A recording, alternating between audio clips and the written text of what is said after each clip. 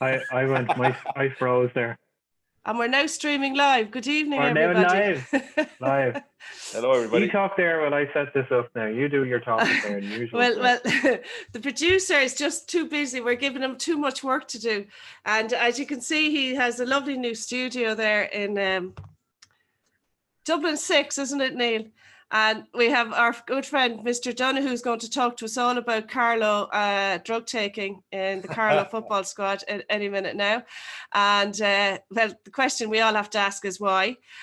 So Derek is going to fill us all in on that. And then we're going to do some cake and some other stuff. Okay. So what's the crack now, Neil? You all sorted? Hello, Neil. Much better job than I could ever do.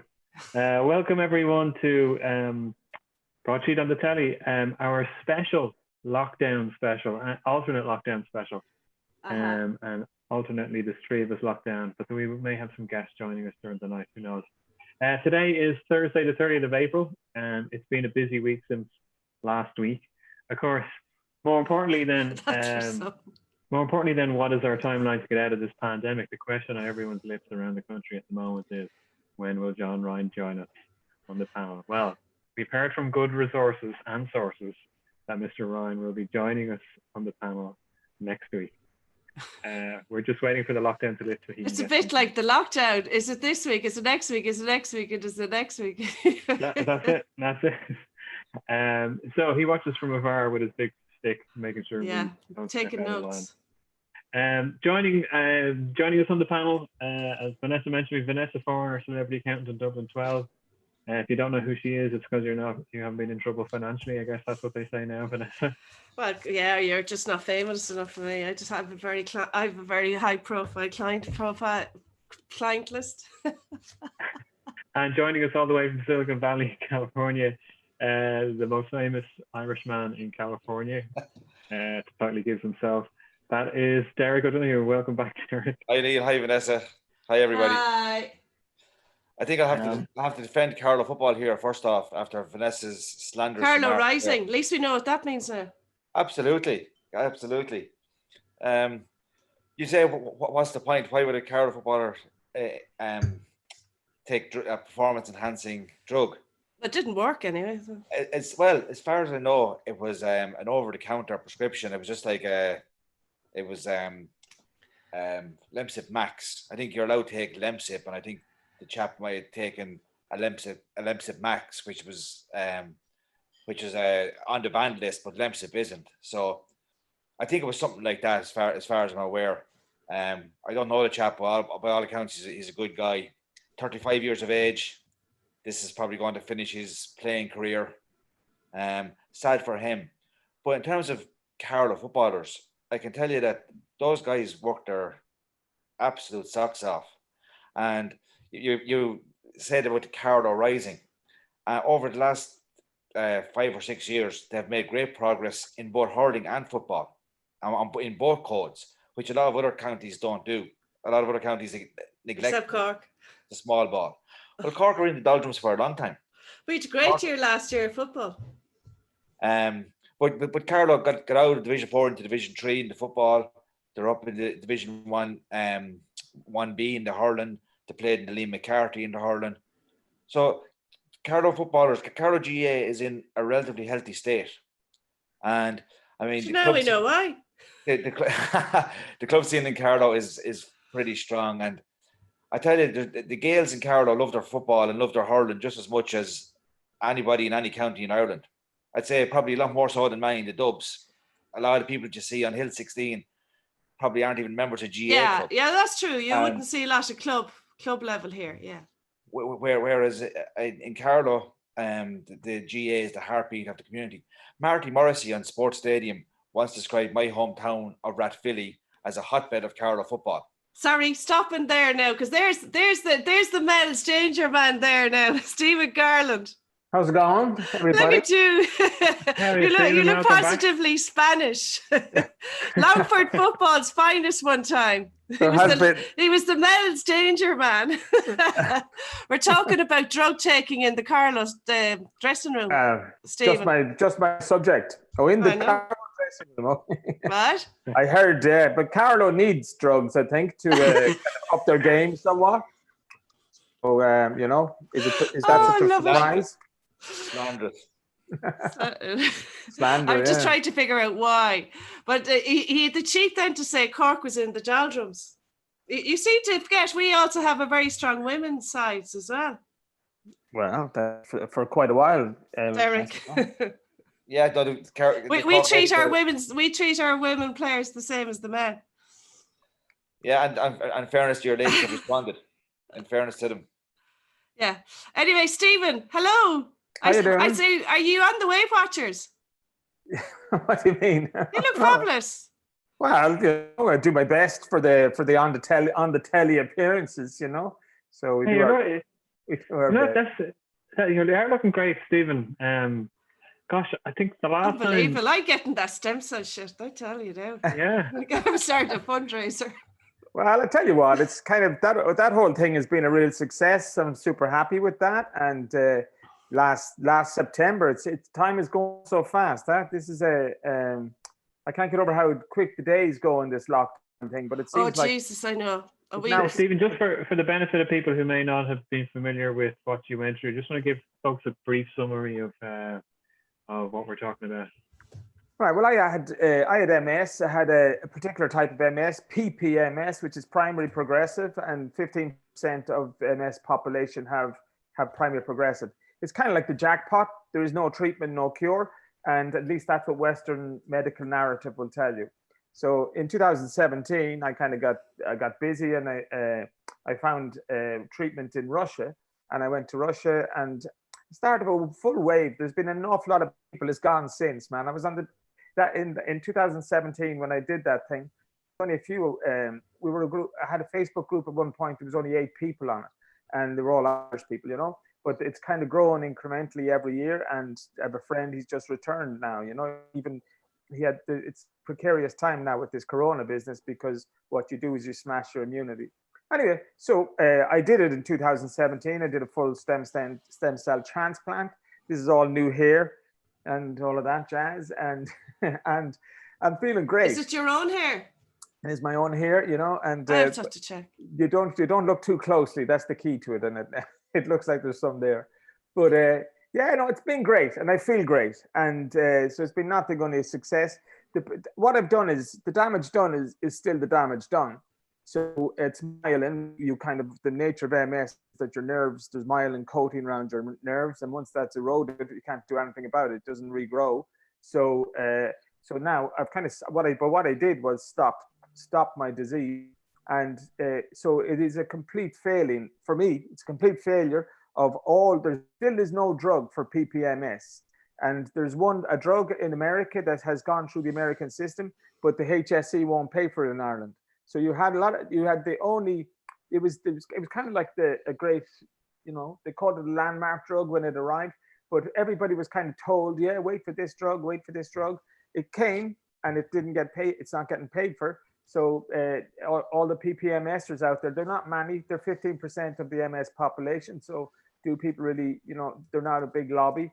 And but anyway, so I'm still going, and I did this, and I'm feeling great, and I've stopped my disease.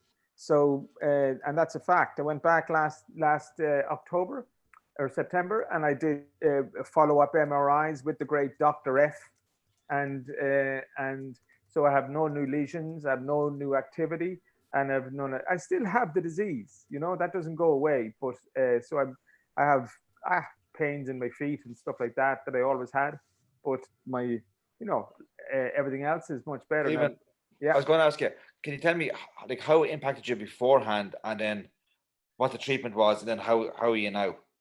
Yeah, well, how it was beforehand, I mean, I couldn't walk only a couple of blocks. I would walk from my house in Longford, which is Aldi in Longford, to the Tesco, and that would be me. I'd have to sit down. And that's less than a kilometer, and I wrecked, and I have to sit down, and then I have to 10 minutes later I could go again.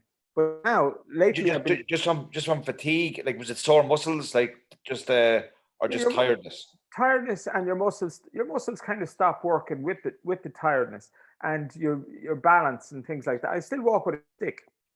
because when you get tired, you need it for the balance, you know. Stephen, do you know what we need to do? We need to bring your show to LA or to the Bay Area, and then tell them your story. Then the post disposed. Yeah, so I'm here writing it. So I'm supposed to be doing it in between bouts of more bouts of procrastination than actually. Oh, sure. Listen, this whole week has been just one big meh. I find it tough. Tell you where it went. I keep on writing bits, and then not a bit relates to anything. So I'm writing a novel, like the full novel. I went to Maynooth and I'm doing a course there since. So like they didn't convert you there. No, they didn't. I was had a good sideline going in providing porn and stuff like that, direct from Spain and Viagra and a few things that those boys require. And apparently, so I'm in a much more liberal space. I've got a long built relationship with Barcelona. For nearly, I'm writing about it a little bit. So it's like I came in 2002. So it isn't. I've always kind of perceived this as a little bit of my European hometown somehow, and it's not bad to be weathering out this quarantine here, because there's people who don't have it so good. It's been very hardcore here. This is day 41 or something. I came over here on the 10th of March, and by that was a Tuesday. And it literally went Wednesday, Thursday, Friday. Yeah, you flew in the Tuesday and the Wednesday it shut down, because do you remember we were talking about going out for that weekend? Yeah. For shocking. The Curra race, yeah. I can imagine we'd still be stuck out there with you. Well, that's it. And we're not going to get out of here, it seems, until they're doing this 4-phase thing, and we're not going to get out. There's been no flights, international flights. I don't think we're going to see any till July almost. It's going to be it's going to be well into June, I think. And I mean, businesses have gone to hell. And that's in the space of 3 days. My business, I came over here to sign a contract with 2 tourism companies, but they're established like 15 years, like really good businesses that have events 12 all year round, and they're totally bombed out, But Neil's the same, I think. Are you in a jock as well, Neil, or will you get back up? Well, it depends. I mean, as bad and all as Spain is, Stephen, like you have a plan, whether it be stuck there or not, you've got a clear plan. I know there's controversy around the bars and the restaurants are allowed to reopen terraces to 33% capacity, but there's a clear timeline. But we're on the eve here in Ireland of finding out what our plan is, allegedly, even though it's been drip fed and teased to us through the papers and leaked through the papers. And then today, I don't know if that was an intentional slip or otherwise. Leo was asked about the whole Ryanair refund issue, why the government endorsed, they don't have to give refunds. And then he was asked about today, and he was like, oh, you can't apply law retrospectively, this would be prospectively, and if people are due refunds, they're due refunds. But then he went on to say that he'd like to see Aer Lingus and Ryanair operational sometime over the summer, sometime in August. Now we know that Ryanair have to wait till August. Middle of June, Ryanair are going to be kicking off, so we don't know what that means. Now the flip side of it is that doesn't mean we can jump on a plane in August, Stephen, and head out here, because I'm sure 2 weeks in isolation, and we know how strict the Spanish authorities are, could still be in place. We don't know that yet. But again, this is this whole challenge we've had building up over the last couple of weeks in Ireland, is no one has a clue, and it feels like we're being told one thing and then we're finding out something else through the press and the media. We're being teased with leaks and no one has a clue what's going on. And from the sound of it, this May 5th thing was never going to be, it was always going to be extended, and communication has been appalling. So what's your views? We have golf open back up on Monday the 4th of May. We can go play golf again. Oh, Jesus, that's great. Delighted. You play golf? Yeah. What's your playoff? Oh, I'm an approving 18. Oh, that's slowly improving. It's slowly improving and going backwards. But the golf courses are open on May the 4th. But then the governor announced today that he's closing all the beaches again, because down in Southern California, the beaches were crowded over the weekend. And so he wasn't happy. So he's closing the beaches, but he's opening the golf courses. And you can go play tennis. And all construction is back and you can go to flea markets, which is an odd one, because like that would seem a flea market to be a place where there'd be lots of gathering, there'd be close contact, but seemingly that they're back open now as well. But then you don't know what's going to happen with, like, it's going to be very interesting when the numbers come out, what's happening in Georgia, because they're sort of fully back open. Texas. Tennessee. So like lots of these states, about 10 states are opening back up, and it'll be fascinating to see what the numbers are like in a week's time or 2 weeks' time. Yeah. I don't know. I just feel they're extending the lockdown to try and give them time to get to grips with what they're supposed to be doing. Well, it definitely seems to be the case, because we had that thing, we have to flatten the curve, and the curve was flattened, and then we had to get the infection rate down less than 1, and then that has happened. And what it seems to me is happening is, we know testing, because it was in the papers during the week, that the testing capacity or facility, whatever we want to call it, won't be fully up to the required level until late May. So that's a huge factor in not relaxing some of the restrictions.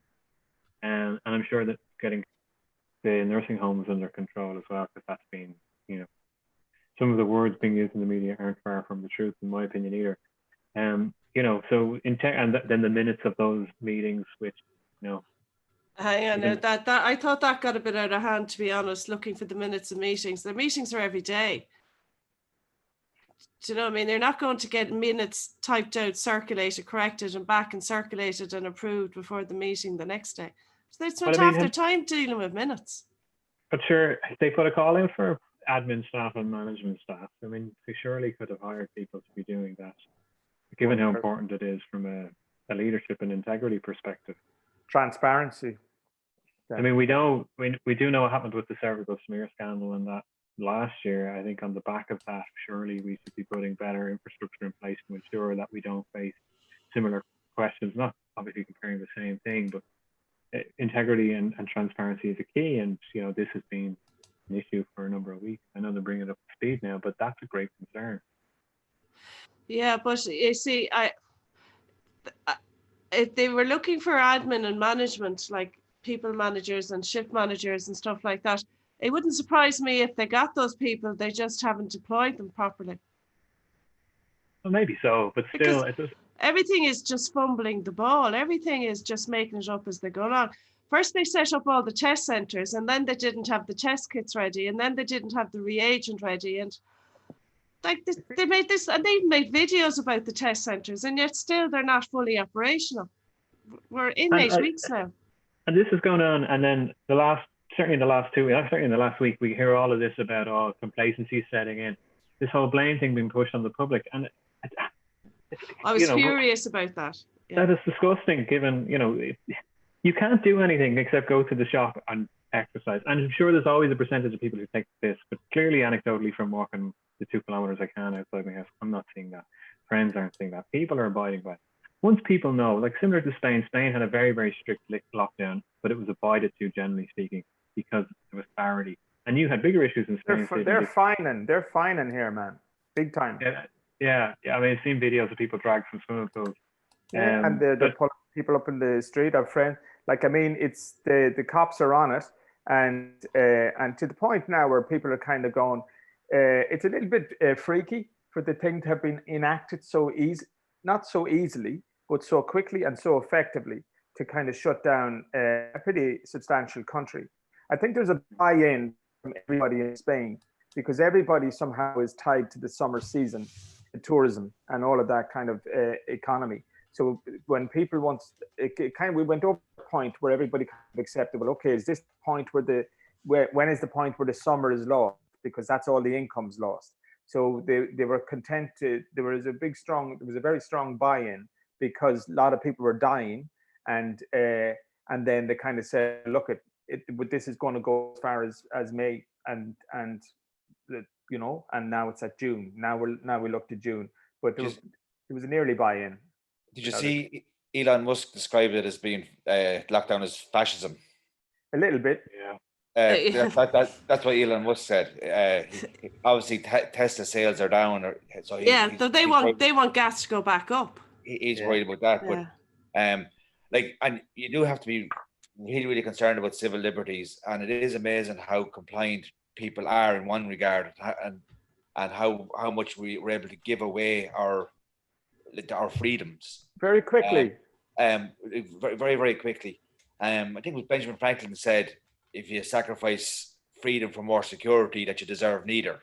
And after messing up his quotation, but that's the gist of it. If you sacrifice security for freedom, you deserve neither. But I'm really concerned about that. But as I said last week, you can't have any civil liberties if you're dead, or if you get an infection Sure. and you pass it on to somebody else and you kill them. That.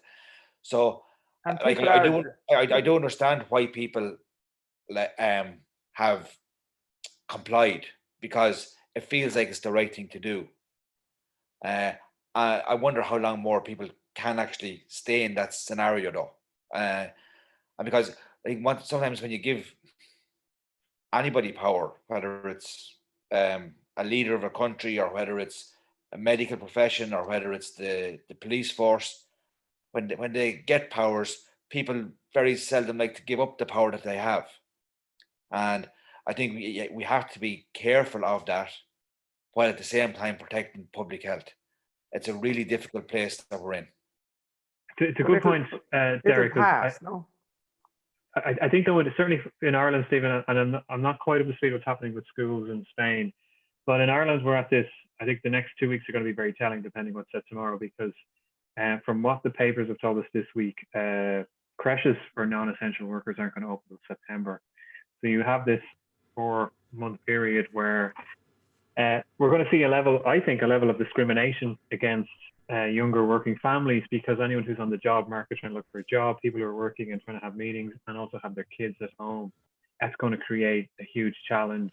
And employers, I'm sure, or potential employers, are going to hear kids in the background during interviews, during meetings, things like that.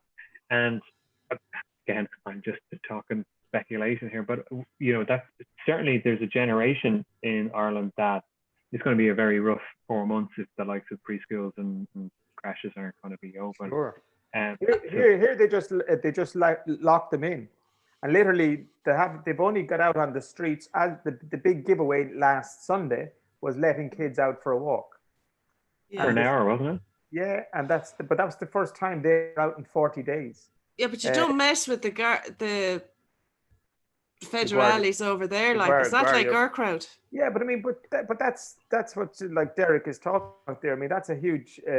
This place is not a million years out of fascism, So you kind of worry about the fact that they were able to put it back and put that kind of level, and it's imposed by fines, and there's €600 a fine.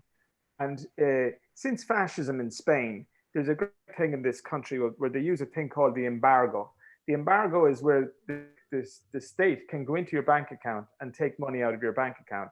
This is something that we think in different moments. There's talk about this happening in Ireland.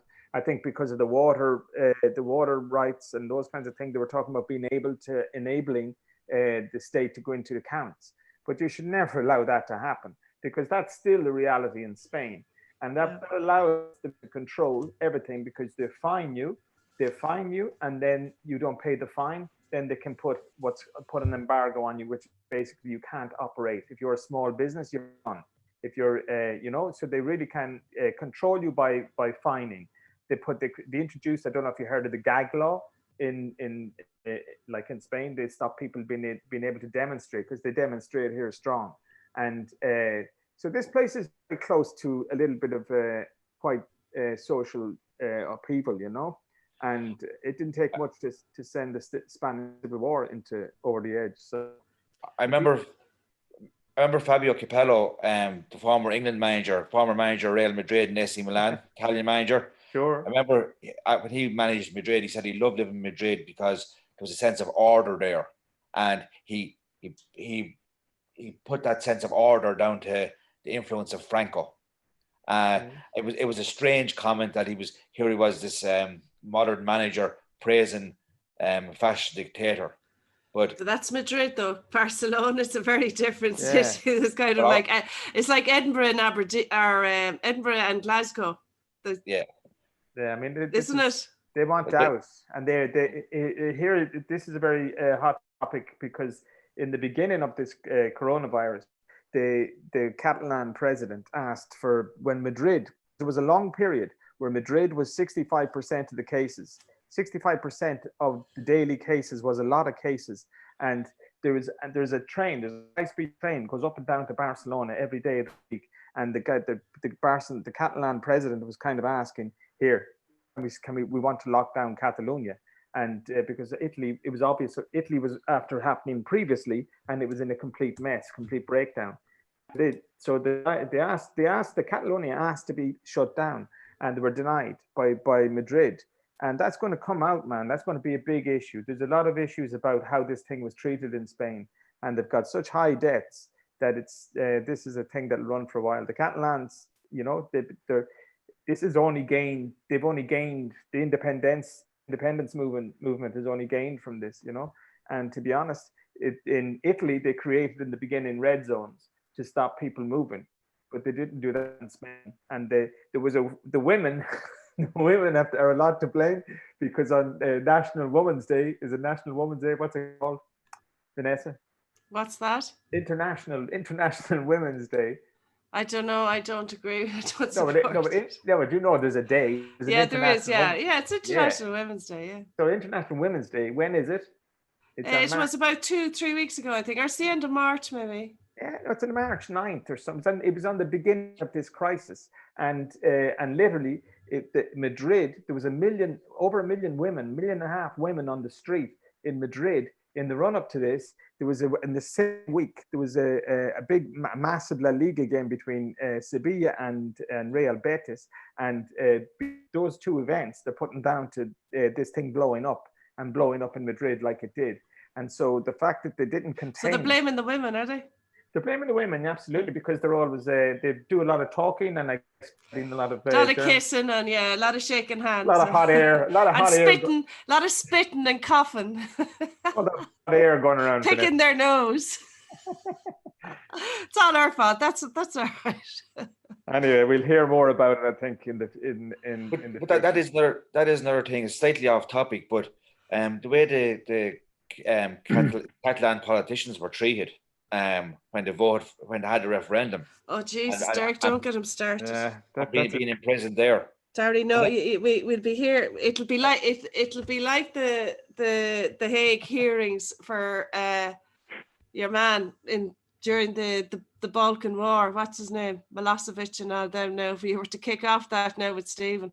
Well, but it is wrong. And then you look at what's happening in Hungary with the suspension of democracy and the imposition of a dictatorship ruled by decree. Like, I mean, yeah, you worry about it. I worry about it because I still run the comedy festival here. I'm still very involved in this city, and I want to have a bit of a future here. And I came here on the 10th of March to sign contract to do stuff throughout the summer. And that all just went pear-shaped. And now you're kind of going, this place, the last time this place went into a recession, they call it the crisis here.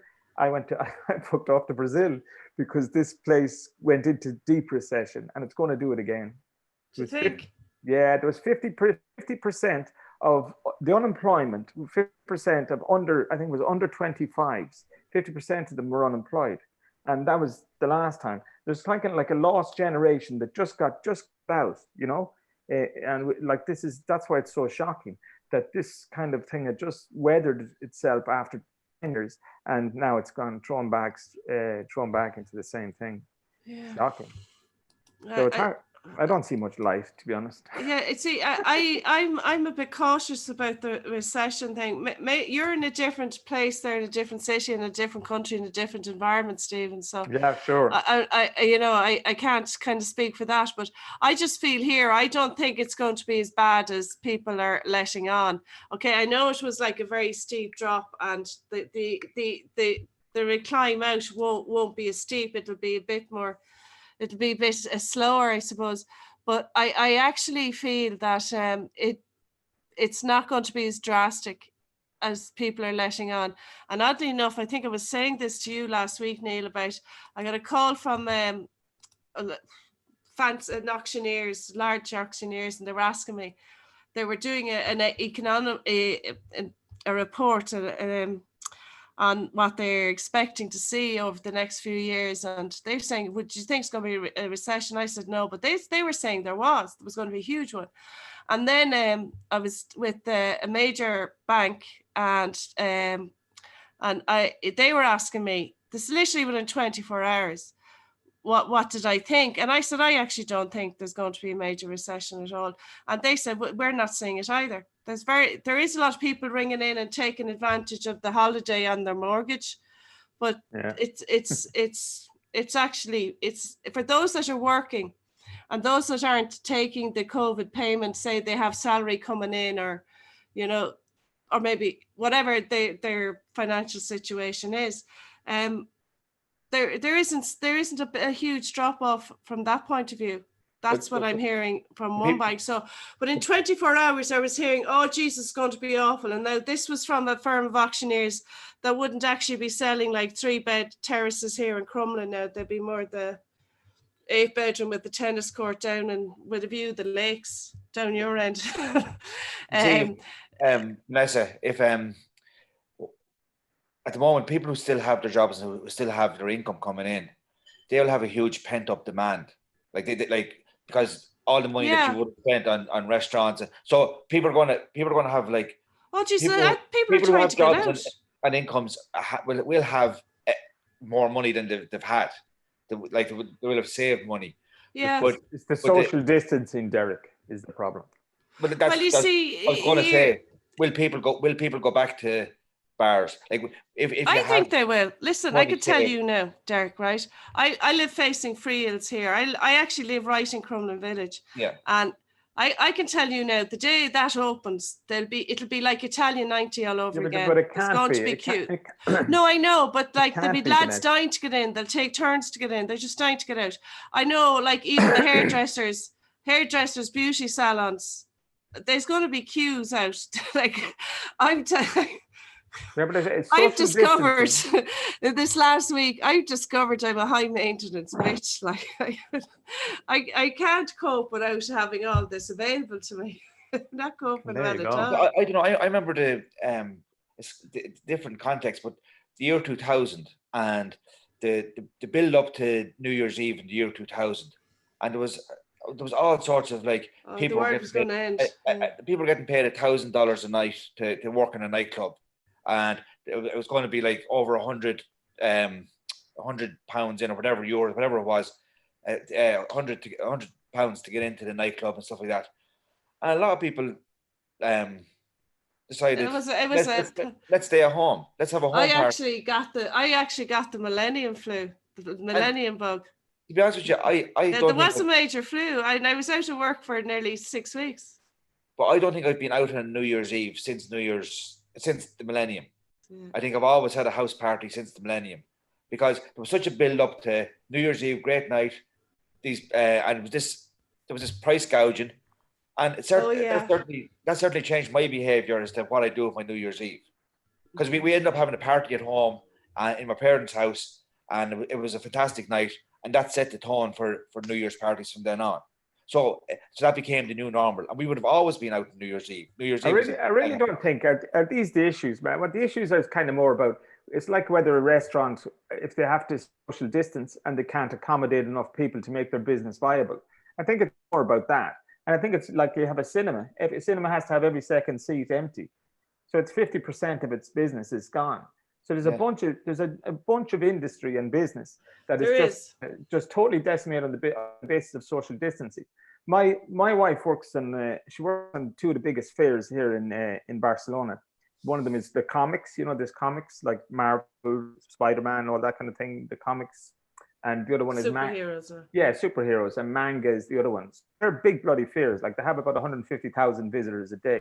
So the kind of timeline that Spain has is that they don't see they're still working on manga. She's not the whole comics. A bunch of stuff got cancelled. It's mad what got wiped out in Barcelona this year because GSM, GSM, the big mobile congress, the biggest in the Oh, world, right. Yeah. Yeah. where Apple come and they launch all their products and blah, blah, blah. But that cancelled. So all of the biggest congresses and conferences have, and this is the biggest conference city in Europe. Well, it was, maybe it's taken over by Venice a little bit, but it's up there, you know. And all of those big, massive ones, they've all gone. So she's in there now, kind of working from home, and they're working now on dismantling Manga, which would have been 150,000 people a day festival, and running for 4 days of big Japanese manga festival, and that's been dismantled into a bunch of small little events because they feel they won't be able to do it in November. So they're going to be. I managed to get Blind Boy.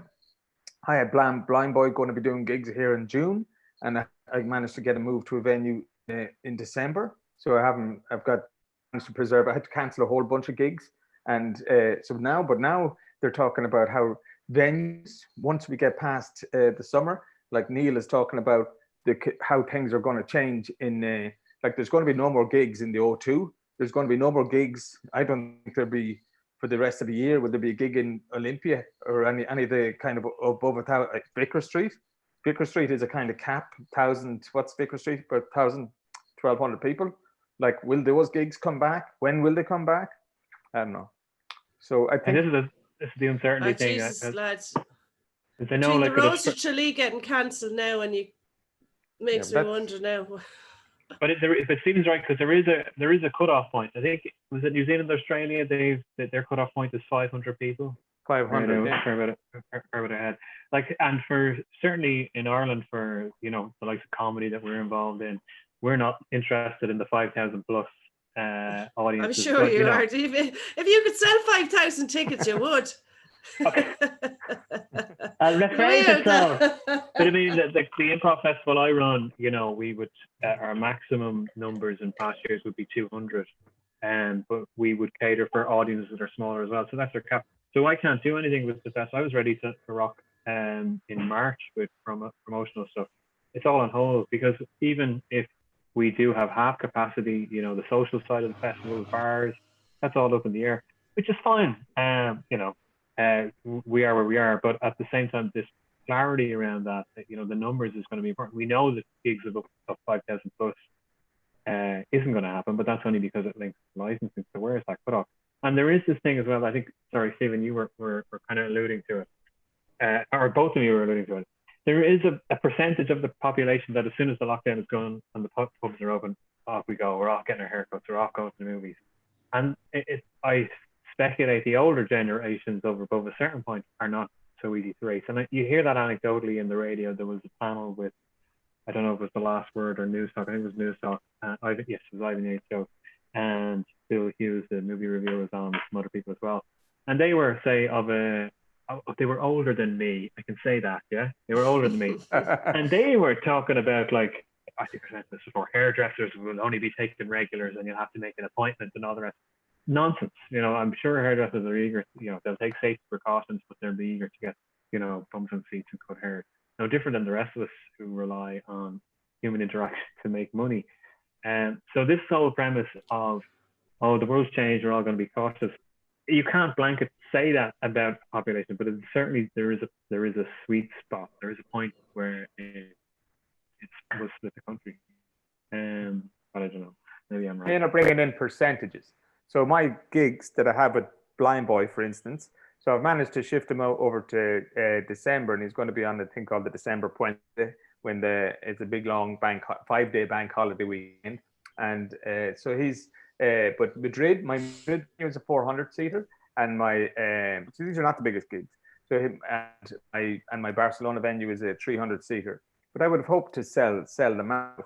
But so what it looks like is going to happen is that they're going to, like, the state is going to put percentages that, they can't kind of police people how to move inside a venue. And so they're kind of just going to slap down, like, limits on, like, you have to reduce it by 50%. So my 400 seater will become a 200 seater, and the 300 seater will become 150, this kind of thing. So that's what they're threatening to do here. So, I mean, I don't know. I think everybody's is looking at everybody else and looking how they're going to copy them, and Ireland's kind of behind everybody, to be honest. But I think it's all a bit of an overreaction as well. I think a little bit, yeah. I think Neil? that. Well, I'm not a medical professional, so I don't know. All I care about is having a plan. So at least I think it's much easier for us to accept, restrictions if we know when the light at the end of the tunnel is going to take place. And as I said last week, I think most rational people will understand and respect that dates may change and phases may change, but give us something. And Yeah. don't believe it. I think Ireland. I mean, the day I left Ireland, there was a real sense of foreboding. I got a lift with a friend of mine. He's a security guard in Trinity, yeah, and he drives up every day from Longford. He commutes from Longford to Trinity College as a security guard, and so I got a lift over him when I was Big going. job in Dublin. Yeah, but just how about that for a commute on his own every day? Shocking that in the middle. Why you can't get a guy like that, feasibly into with public transport into his work? But he's a shift worker, so you know what I mean. He works nights and he works days and blah blah blah. Probably is parking in town. Yeah, but he parks inside Trinity, and Why not? yeah. So, but anyway, so I got a lift with him. But it was the weekend that the Italians were after being the Italian fans. Were after the game was cancelled and the fans came and the fans were filling all the bars and all that stuff over that weekend. Yeah. But there was a kind of sense of foreboding because I've been inside the Irish medical system for quite a while, and over the last couple of years, and you can see I've seen how broken it is. It takes 15 months. I don't know, Derek, if you know anything about the Irish system, but it takes 15 months to get an MRI. My old man had a mild stroke, thankfully mild, back in about 6 months ago, and but like he had to wait the next day. He's in Mullingar Hospital, and so they had to kind of wait to see if they was going to get 2 people to put them in a taxi. They needed 2 to keep the cost down because they had to put them in the fucking taxi to take them to Tullamore. All this kind of madness for an MRI, and an MRI. I'm in the public system because I'm predisposed to illness. I'm uninsurable. So I have no choice, like a lot of people, to be in the public system. So you're 15 months for an MRI, and 15 months. This is a kind of diagnostic tool. One of the greatest in the world used for a bunch of things.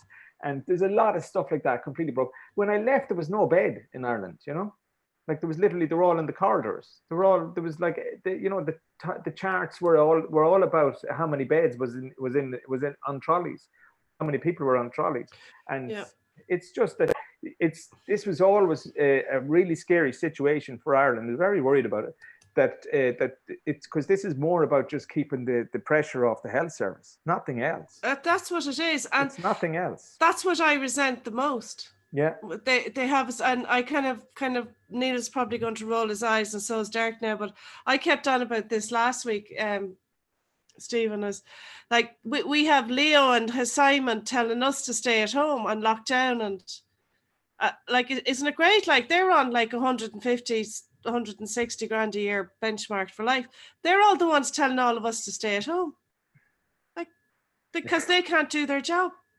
Like if they'd any grip of it, they would have, or if they'd any notion, they at least would have managed to get the testing up to the promised date. And in the end, they've done the usual thing where they just throw a bunch of money at it and forget about the consequences and just go. And I mean, he gets a lot of flack. What do you call your man from the big fair in Lisbon? Paddy Cosgrave. Paddy Cosgrave has been given a lot. He's landed a few clangers, Paddy, in terms of getting so-called facts wrong.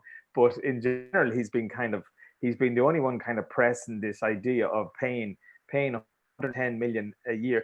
Look at the people that they're paying it to. I mean, it is shocking. This is the private hospital deal, is it? Yeah. Stop it. They did it without having done the deal for the services.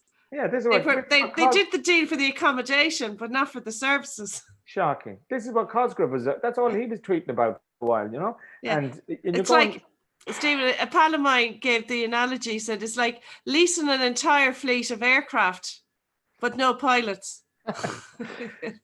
It's nuts, and these people are kind of, there's an awful lot of back patting going on in Ireland, and you're going, what the fuck, you know? Oh, yeah. We're out clapping the nurses, like we're out lighting candles, and you know, you wonder. Then there was a meme today. I don't know if you saw it, about a nurse up at the till in the supermarket, like, you know, and her nurses or his nurses there, and she was saying, "Would you take a round of applause?" Trying to pay for her messages, you know. Stephen, just when you talk about the MRI, I hurt me back here 2 years ago.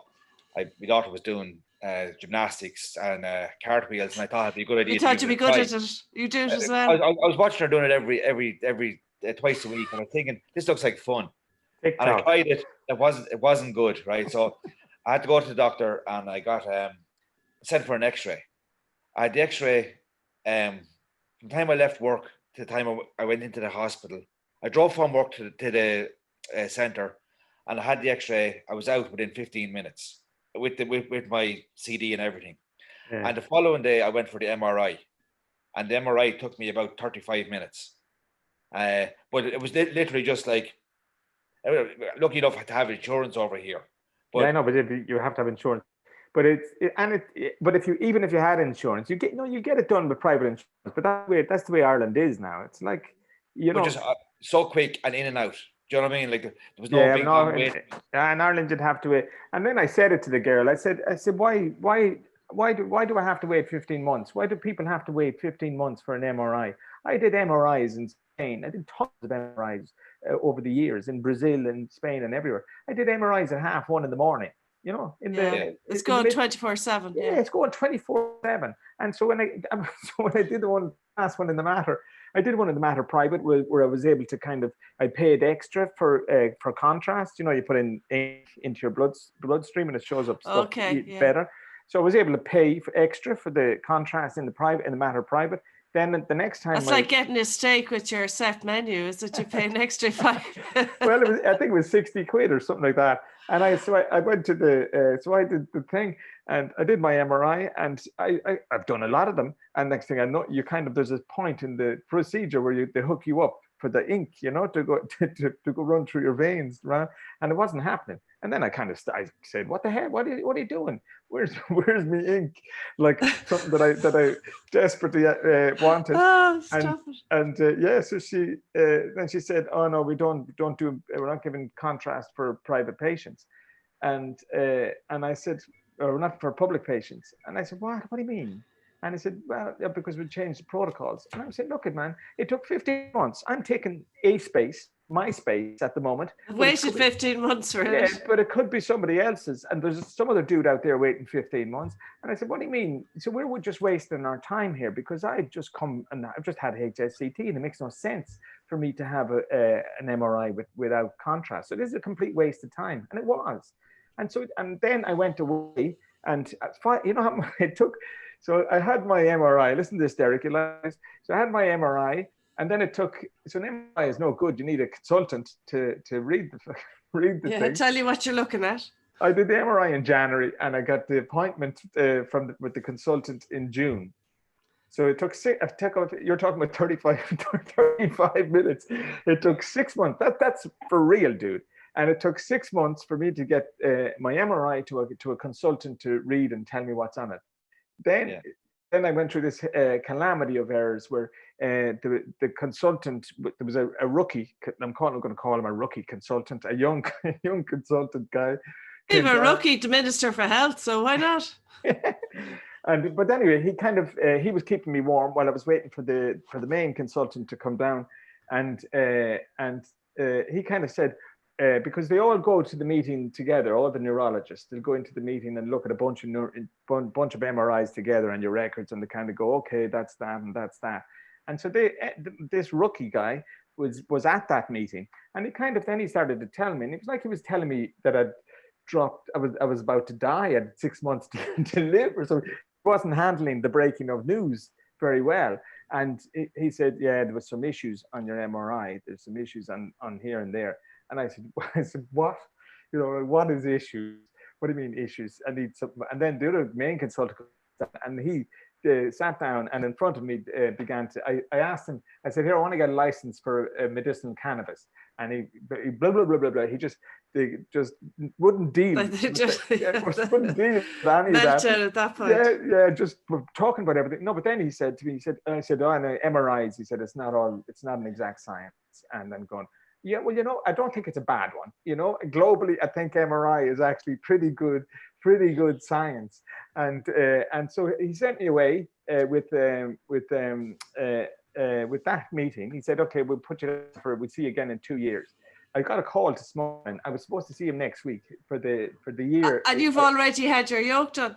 Yeah, and so I come out of his office and I got straight on the email to Russia, and I said, here, Anastasia, I want to come back for a follow-up and do MRIs and do the whole proper follow-up. I flew out, man. I arrived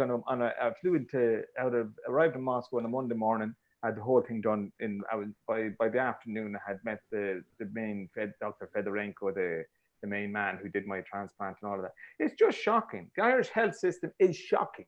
And so all of these backpacking fucking gobshite politicians in Ireland that are going around, and they're kind of hiding behind their spin. They're very good at spin. And so that seems to be what they're gaining. So that's who they hired, Stephen. They hired a PR guru instead of a so that's what you got. Virus guru. Yeah, but that's what you got, man. And I believe this Holohan guy, he's behind.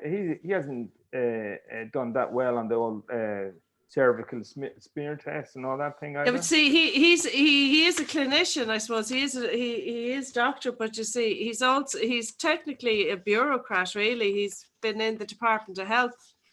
He looks like pretty much most of his professional career, Yeah. Anyway, I think there's a lot of accountability that's getting forgotten about in this situation. Coronavirus is we went from Brexit crisis to coronavirus, and these people are getting away with everything. Well, I seriously. What's Brexit? What's Brexit? Brexit. Exactly. What's Brexit? Oh, that's true. But see, Boris had a baby boy. I tell you, Boris has been off between sick leave and maternity leave to the whole thing. Did I see somewhere he has 7 or 9 kids, something like that? Yeah. Well, nobody knows. Reputedly. Allegedly, yeah. So I think. Can you imagine? He'd put you off it for life. No, stop it. I think we should take the. Put me off it anyway. That's a fact. Vanessa, you'd like a good Tory there. I think we should move on and talk about more upbeat topics and more. Yeah, there you go. The film. I want to talk about sex toys for a moment. Oh Jesus, we went from talking about Boris to sex toys. Because we're in this bloody lockdown now for 4.5. We're in this lockdown for 4.5 years, so people are keeping themselves occupied somehow because they're not taking the street driving. Sex toys, Vanessa, you had an interesting experience in Boots. I did, yeah. Pharmacy. Oh yeah, lads, wait, did I send you the photograph, Neil? They're selling sex toys in Boots now. Yeah, when you go in to get your vitamins, or your your first aid kits, resupplies. There's the Satisfiers. That's Satisfier is the one, man. This is where we are we're not needed anymore, boys. But it's an interesting though, because I say it to friends and they're like, so, and I go, we don't have sex in this country. This is Ireland. And I mean, I don't think I've ever seen sex toys on the shelf of a major retailer. Oh yeah, they're supermarket. Right. You couldn't miss them. Like it's a British shop. It's a British shop. There's no morals. Well, I tell you one thing, right? There's no religion. There's a Boots here opposite Our Lady's Children's Hospital, right? There you go, Children's Hospital. And there's with the queuing now, there's a queue outside it from 8 in the morning till 8 at night. So whether they're queuing for the sex toys or prescriptions, I don't know, but there's a queue outside it. And they're openly on display. Do you know what? I wonder where they. Do you know the way they do the perfume? Do you know the way they do the perfume? The samples or the sprays. I wonder if there. Give you a little dart of the star.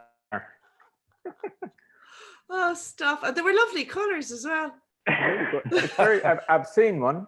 It's very. Have you? Have you got one there, Stephen? They're all the rage. No, I couldn't say anything about it in that nature on publicly online. Other than the joys of sex toys, is there anything other than watching Netflix? And Derek, we know you're burning through the rubber on that electric bike or that exercise Spinning bike. bike. Yeah. I've got in the month of April. I started on the 1st of April, and I got 20 sessions done on it now today. I done my session today was my 20th cycle. So it's let's keep it. It's good for the head, good for the headspace. Just to get a heart rate going. And, Have you got the laptop set up in front? I have a TV, and I use the Peloton app. I don't know if It's like an IMAX studio he's got there. Yeah. So, there's my TV. No, see, I've got a terrace here. I can see all the terraces around me, and there's tons of guys. All Are they? Yeah, with their speed. There's a speed app as well. You can go on proper full trips, no? Yeah, but tell me, there was great singing going on in Barcelona. Yeah. Every night at 8:00, they're doing the clap. Did you join in? Yeah, I mean, come on. It's like, because a lot of people are dying. You can't take that away. And I live next door to a woman. She works in the. I know people who work in ICU in Ireland, and it's not fun time for people, working in these places. So that's the thing that separates it from politics. That you're close. You can know real people in having a horrific time. Yeah, but see, that's kind of where I felt about it. I've now reached I'm into my second week now of quite not, this isn't what they're letting on. Now, I know it's very serious. I know people have been very ill, and, some people have died. But the way I look at it is, a lot of people, particularly around here, because I'm in a very urban area, and there would be a very mixed age profile, and traditionally would have been an older age profile anyway. And people are scared. And I just don't want to be reckless, because I don't want to be scaring other people. So I just felt that was like a form of bullying. So I kind of been as observant as I can. And actually today, do you know this thing about retail assistants getting a hard time from customers, during this time, because they're essential workers and they're putting themselves out there. Do you know, I really felt like I was that person today. In Super Value, I didn't say a word now. It was very good, but I actually could feel that age coming up on that age where I was just going to snap. Why? No. Why? Oh, listen, you won't believe me if I told you what happened today. I'll wait till Neil does his bread section, and then I tell you what happened today. My bread section. My bread section. How do you know, Stephen? No. Go on, tell your story, Vanessa. Tell your story. Oh, no, I was looking for treacle. I went to 9 shops to look for a jar of treacle today. And I ended up... Pudding. No, I made something very special for you. And I went to the 10th, and then I went back to the first one again. So I was actually in my 11th shop, and I walked away from 3 of them because the queue was too much. So one of them, if I'd gone there, if I'd stuck in the queue in the first place, I would have been grand. But I was just so fed up, and I'd gone in, and actually they did have the treacle, so I should have been happy. But in Super Value, you get the vouchers. They email you the vouchers, and you go to use the vouchers. If you spend so much, you get like a tenner off. So I went to use the voucher. She said, have you any vouchers? I said, yeah. And I put the phone up to the machine. And she says, it's out of date. I said, what date is it? Fucking 29th of April. Like, I was literally just 12 hours out of date. I said, here. Like that, I did now. I felt now. Then you pulled the gun. I could understand the frustration of people, because, like, if you're outside the queue, if I stayed in that queue at first, it would have been 45 minutes in a queue to go in, and you could be in there, you could be bursting to go to the toilet. You can't go to the toilet because none of the public loos are open, and you're in the right humor. So I can I'm not making excuses for people who are rude and unnecessarily arrogant and obnoxious to what are effectively low-paid workers. I mean, there's no excuse for that. But Jesus, I actually felt myself coming up on that line today. Is there queues that long? Oh yeah, the queue in there's a Tesco's in Ballyfermot. Yeah. Actually, you know where the Tesco's is because you went to the college in Ballyfermot, didn't you? Yeah, the Rock School. Yeah, but you know where the Tesco's is? Kind of. I haven't pay Yeah, attention. but you know what the thoroughfare is in Bally? You know, off the roundabout. Yeah. And the queue went from the door of Tesco's right down to that other college, down around and circled back up around the car park. Why There's is at that? least 300 people in it. Yeah. Why is that? Well, I kind of got the impression. Tesco's not even that cheap or anything. I mean, there's nothing. Yeah, well, the that Duns overly. here, the Duns here in the Ashleigh shopping centre, they could easily be 80, 90 people in it, no problem in the queue. And it curls right around where the submarine bar used to be. Wow. Yeah, but see, I think, well, maybe it's around here, but maybe a lot of people wouldn't have cars, and they just go and they just get their daily shop, and they're having to queue all the time. I don't know. Is the submarine bar gone? What? Is the submarine bar gone? Oh, that's gone a long time. It's still there. It's boarded up. Is it? It's been in and out in Anam, I think, for a while. They were trying to turn it all into a 6 or 7 screen cinema, but I think it's still. Vanessa, were you queuing up at 5 o'clock this morning outside Aldi looking for a fire pit by any chance? No. That was you. I heard you got one for the back garden. I didn't get one. I didn't. So Aldi had there were garden furniture in, and they were getting fire pits in. They look quite nice, and there must have been some furore about it because I was getting texts from people going, "Oh, just a heads up, Aldi are doing this." So I said, "There's an Aldi nearby." I said, "I'll go in this morning." I went in, and there was lines. There was lines on the car park, but seemingly there was people out queuing at 5 and 6 in the morning all over the country for these beloved fire pits. Fire pits. I wouldn't surprise because one of them does. I don't know if it's Aldi or Lidl. I don't know the difference, but one of them does. You know, the sippy cups, the baby sippy cups, the Tommy Teepees every so often. And a friend of mine who owns the creche up here and on the Crumlin Cross, they would all go to each a different Aldi or Lidl at 9 a.m. all their staff, and they'd just buy all round them because it was cheaper than wholesale or whatever. The only thing is, if the Greens get in government, you won't be able to buy gas for those fire pits. These are. Is it gas or is it just turf? No, they're just not turf, logs. Turf. You can't burn turf. Turf. Turf is over. Vanessa, oh yeah, I forgot you. That's not. So you're surrounded by turf there in Longford. Put your shawl away, Vanessa. You know that. I started crocheting a shawl. That's what's going on, man. Bacon and crochet, eh? I know, no work. Go on, Vanessa, you're dying to show us your championship bacon results there. Stop it. Let's see another go at your sourdough. Stephen, I don't know if you know this, right? Neil has never baked before in his life. And what do you think the first thing he went for? Well, you're telling me sourdough, yeah. Sourdough bread. Well, I tell you now, the sourdough looked like it looked like an oversized scone. It looked like an inflamed scone. It needed a hatchet to cut it. An angry scone. But look, sure, Lidl does fresh sourdough every day. What would you want? And it's pretty good. I'll tell you what I did bake. I've none left because they were so good. I did organic coconut macaroons. Oh, did you say I didn't? I'd love one of them. You should have kept one of them for me. And none of that condensed milk nonsense. I used egg whites instead of condensed milk. You know, Blind Boy dedicated his entire podcast last night to sourdough. Well, not the entire one, but for the first 20 minutes, he demonstrated a fascinating amount of knowledge about sourdough. Oh, he's following in our footsteps. Tell him now. We got there first with the sourdough. We started the sourdough challenge. Yeah, he brought in a curious thing about it. Your San Francisco edge. Apparently, San Francisco has a sourdough thing. Oh yeah. That was last week. Or sorry, that was 2 weeks ago, okay. Stephen. Yeah. Okay, I'm way behind. Oh, he went mad. He read his own starter and everything. I did. It was like having a baby in the breast.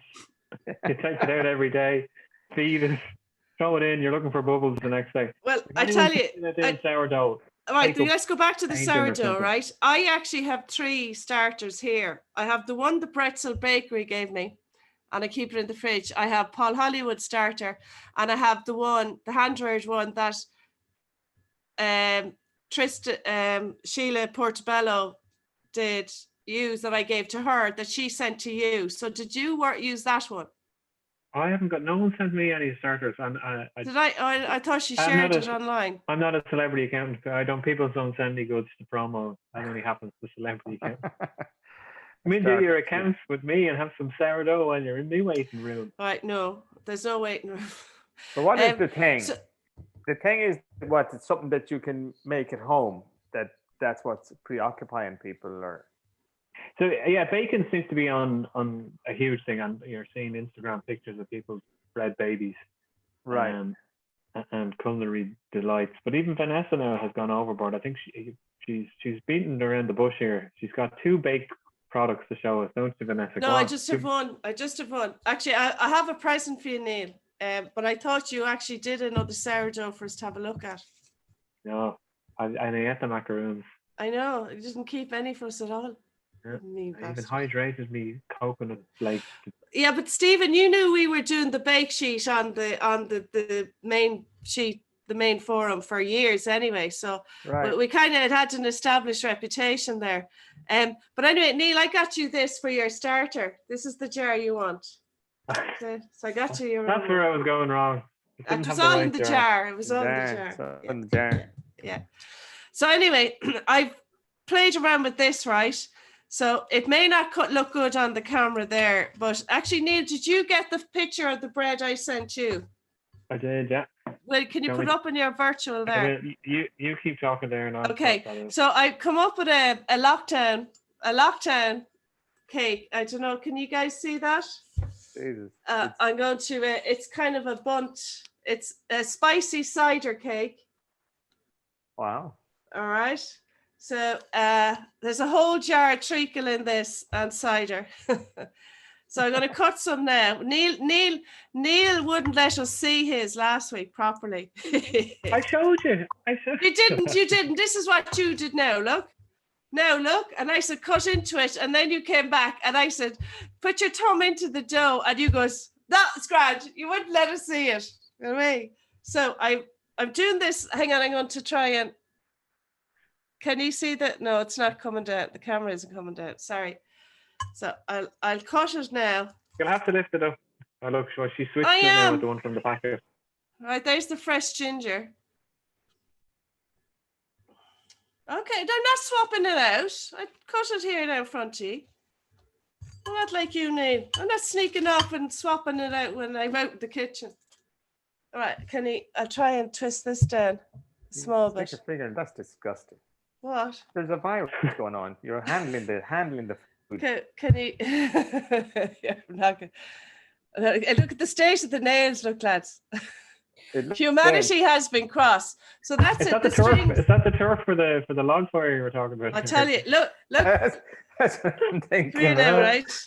Let me just. Now you see when you press it down, Neil, and you see the way it comes back up. That means it's baked. Yeah. And the strings there, that's the fresh ginger. What does it taste like? I'll tell you now. Roscommon's finest turf. Roscommon.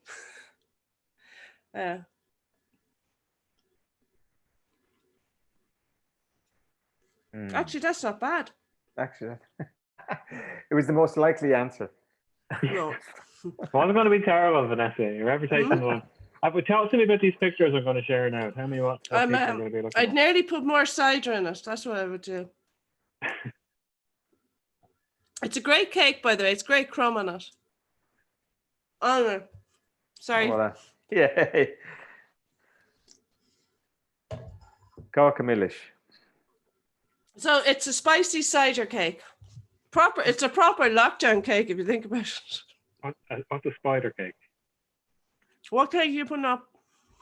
Here, maybe things on the. Keep chatting there. I'm going to start. Did you see Neil got a fancy green screen? Yeah, no. You see, that's the point. You can't see it. He's got the visuals up. Actually, that's lovely. I want more of that. I got a movie of the year, guys. Go on. Neil, did you? 31 seconds. Where is it? Japan or Korea? It's Korean, and it's one of the the best movies I've seen in a long, long time, and I'm picky with my movies, and it's really good, man. It's about a kind of you know that Japan has a kind of bad history with disability, and this is from a female director, and I think it's her first movie, man. If this is her first movie, then there's a right bit to look forward from this lady. It's really good. She lived her life in LA in California, so she shouldn't be so known to the kind of Hollywood scene, but she's absolutely worthy. If the winner, if Parasite can win an Oscar, then this is right up there, man. It's a really great movie. Anyway, my tip.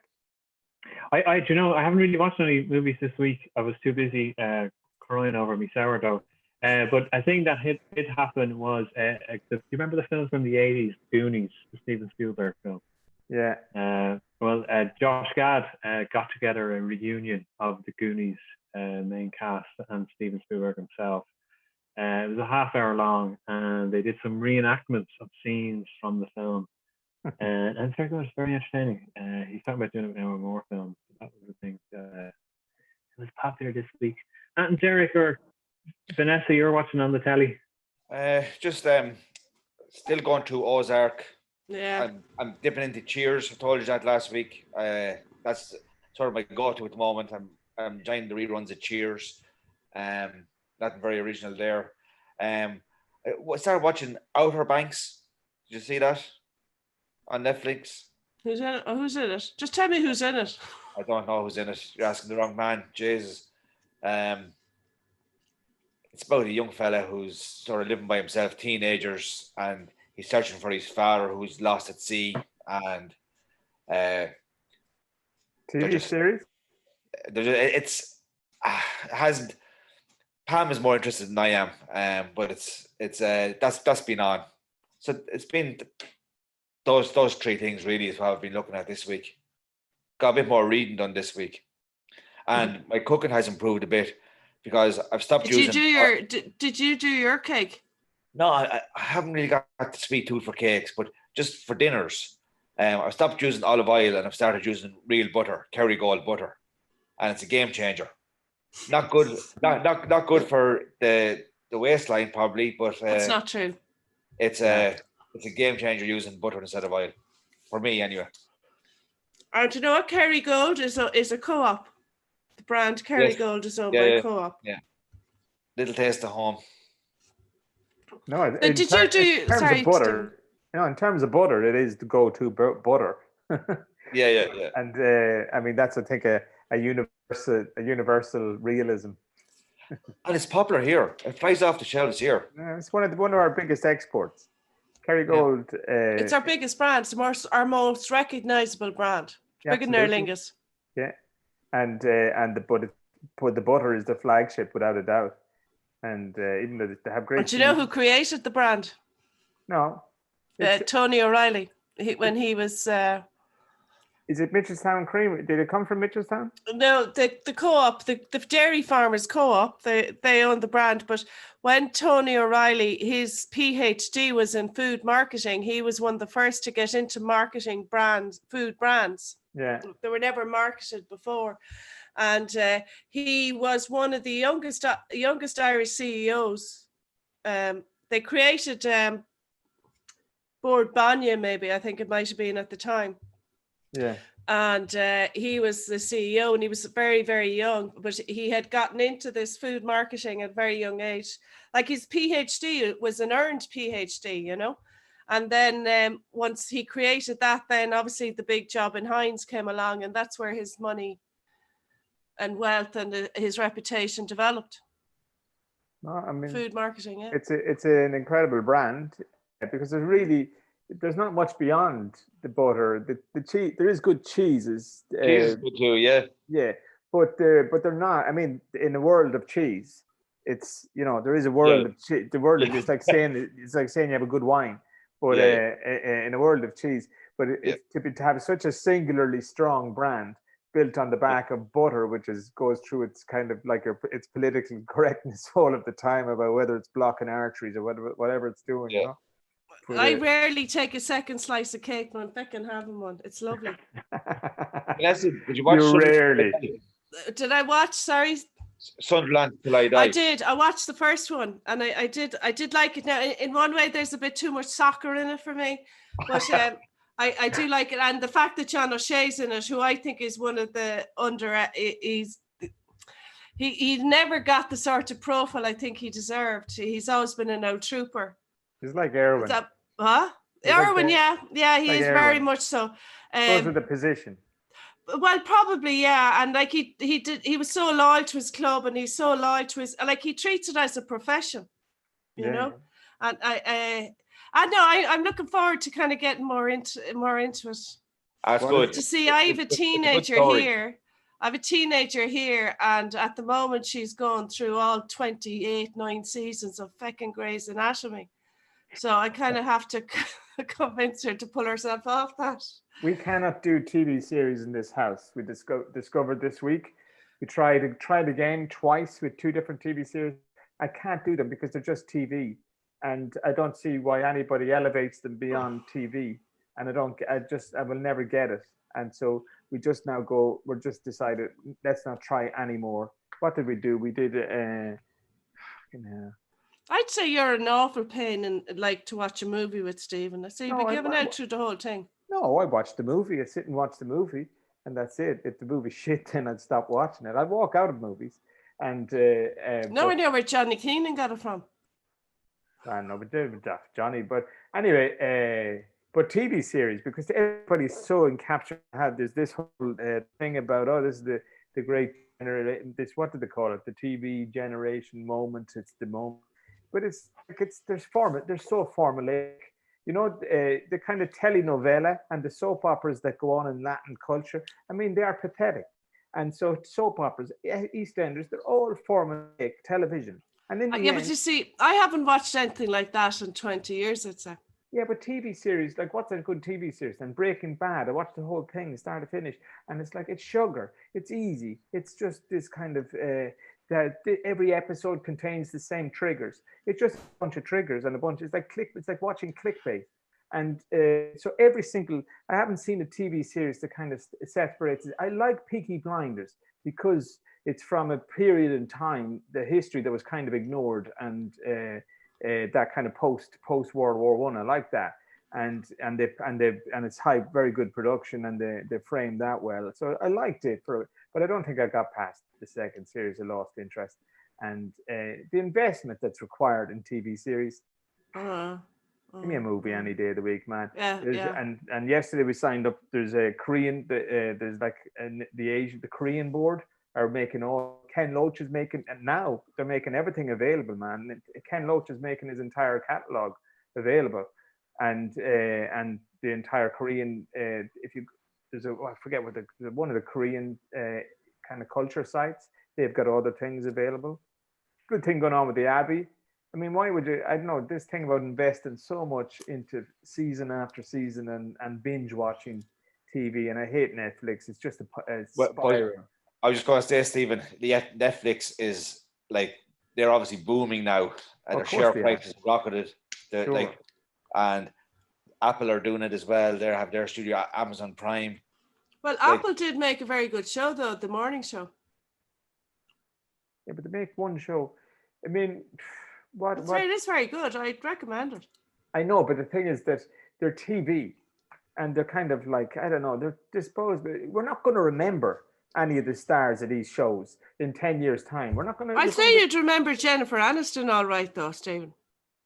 But I wouldn't ever had a thing held a torch for Jennifer Aniston, but she's from Friends. I know that. Your friends, the big ones, the Seinfelds, the big ones that have always been there, the kind of Curb Your Enthusiasm, those kinds of, there's kind of something, they're generally led by personalities as opposed to the TV, the show being leading them. And I mean, there's obviously, how many writers has Friends got? It must have 12, 15. Should they have 30, 40 writers? Like Exactly. So I mean, they're kind of, they sit down and they design, they have their things that they run through to create a show after show. So I mean, I don't know. But we just in this house, we haven't been able to get past episode 2 of so many of them. Yeah, what we did was because I was seeing it everywhere, sick seeing the lady, the English, it's set in England. It's everywhere at the moment. She's like this brassy kind of chick. And what's it fucking called? I never remember, you see, because it's not that memorable. Just there, in the chat pit, is hi everybody in the chat pit. Janet and JDF Reality keeping us company again. JDF Reality was just saying they're finding things difficult to do at this stage. I'll give you something to do.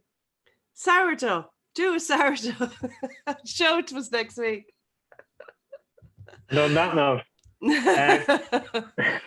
Do the satisfier. Oh dear. Yeah. The bread vibrates in your mouth. Tell us this then. So what are your predictions for the week ahead? Obviously we've got a big day tomorrow. What are your predictions? What's tomorrow? What do you think, Neil? Should I go play golf? The golf course is open on the 4th of May. My birthday is the 5th of May. Should I reward myself with a round, or should I? The way you play, Derek. The way you play, Derek, it'll take you a few days to get through 18. So predictions for the next week. We'll start with you, Derek. Derek, what do you think we're going to be talking about next Thursday? What's going to be? Where are you seeing things lie? I think numbers coming out of the states that are open up over here would be very, very interesting.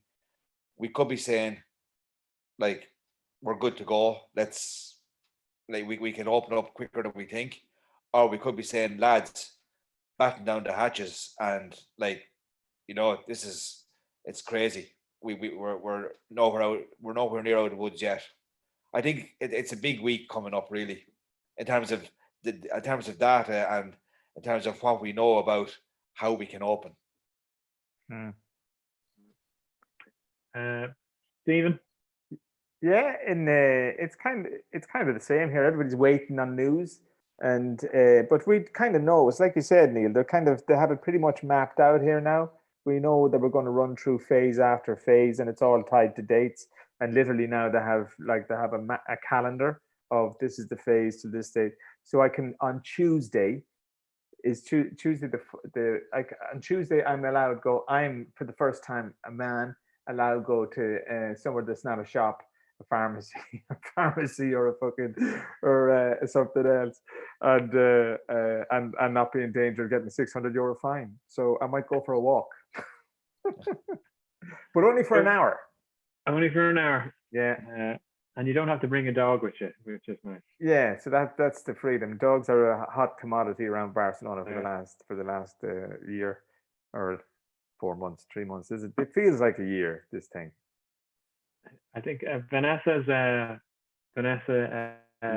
phone took by her sourdough and she has dropped off. Her Wi-Fi is down. There you go. She's gone off with her cake. She's gone off with her cake there for. She's got to get a satisfier. Yeah. and double it up with a massive mouthful of cake. I know. So for me, we're going to be talking about this plan, what we like, we don't like, and I'd say it's going to be harder to kind of keep the lid on the whole thing of testing not being up to scratch and other issues outside of the general public's control. And we'll probably be talking about Vanessa's bread next week as well. I think the Neil, the one thing to leave you with a little bit is, it's like we're all kind of compliant. This is 41 days of quite serious lockdown where you're not allowed to go anywhere. You're going everywhere you're going under threat of a fine type of thing.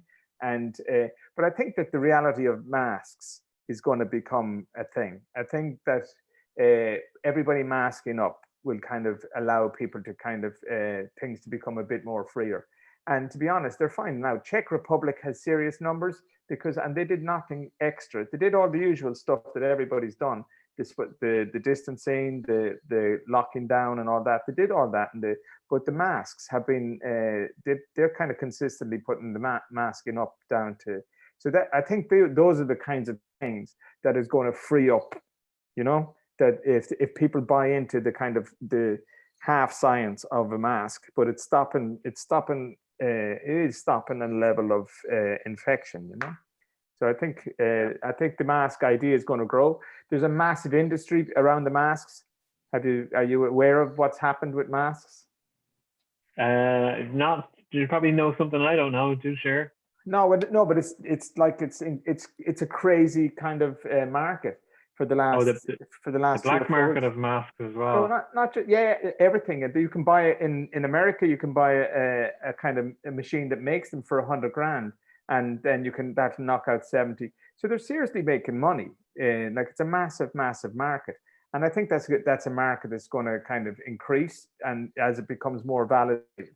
I mean, the Japs have been wearing masks mainly for smog and all that thing, but I think that masking up is going to become more and more of a reality of our normal lives, but I think it'll buy us ticket out.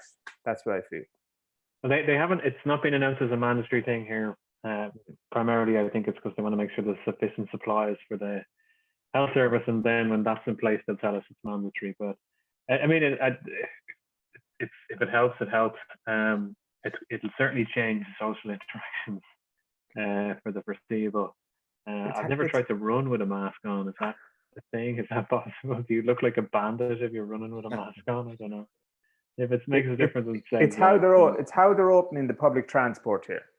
So basically, at all the public transport points, the metros and everything now that when you go in, you can get a mask. When you get on your bus, there's masks available. So this is how they're making the opening up kind of things by going, okay, we're going to open up, but masks are compulsory. So I think that's where it's going to go. But like you said, when they know they have enough gear. You start to take off like face coverings going into places, before if you went in with your face covered, they call 911. Yeah, for sure. It's a perfect time for criminals, for bank robbing. So on that note, Derek's going to go out and rob a bank in California. I want to thank our panelists tonight, all the way from San Jose, Derek O'Donoghue, all the way from Barcelona, Stephen Garland, and she's back. Vanessa's back to say goodbye. She's joining there slowly. Vanessa, you're back in time to say goodbye. Oh, no. A lot of speculation going on, Vanessa. No, that's just the whole thing just came down. And I finished my cake.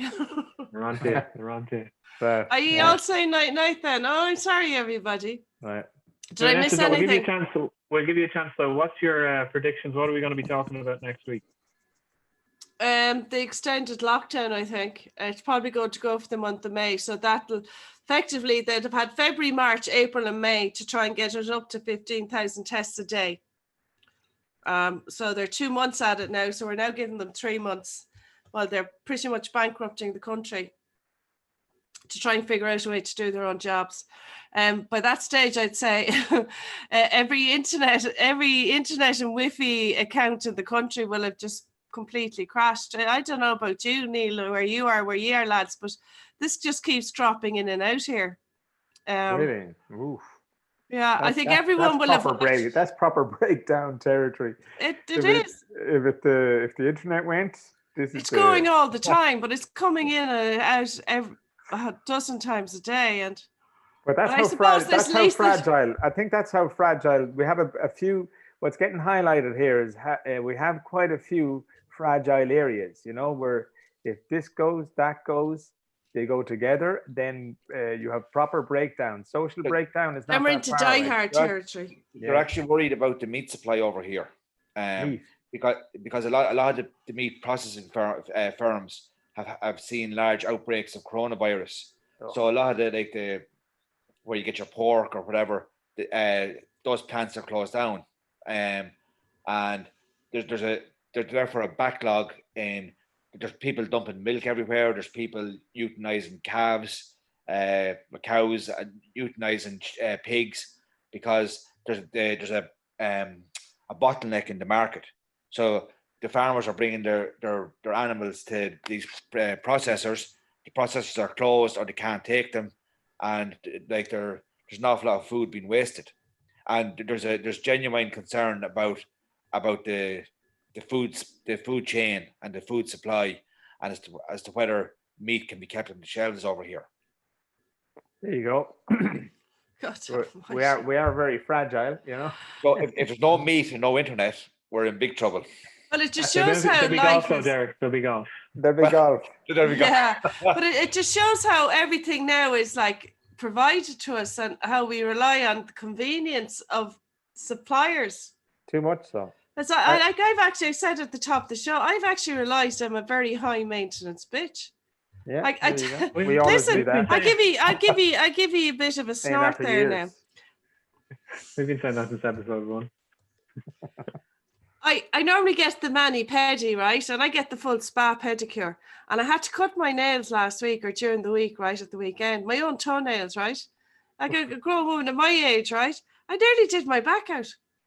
Trying to get at my toe. And I was like, how the fuck did I do this for years? You know, just I like me between my nails and I mean the eyebrows need to be done, my eyelashes need to be done, the legs, the bikini. I tell you, I am literally a walking social distancing example. Nobody will touch me. There you have it.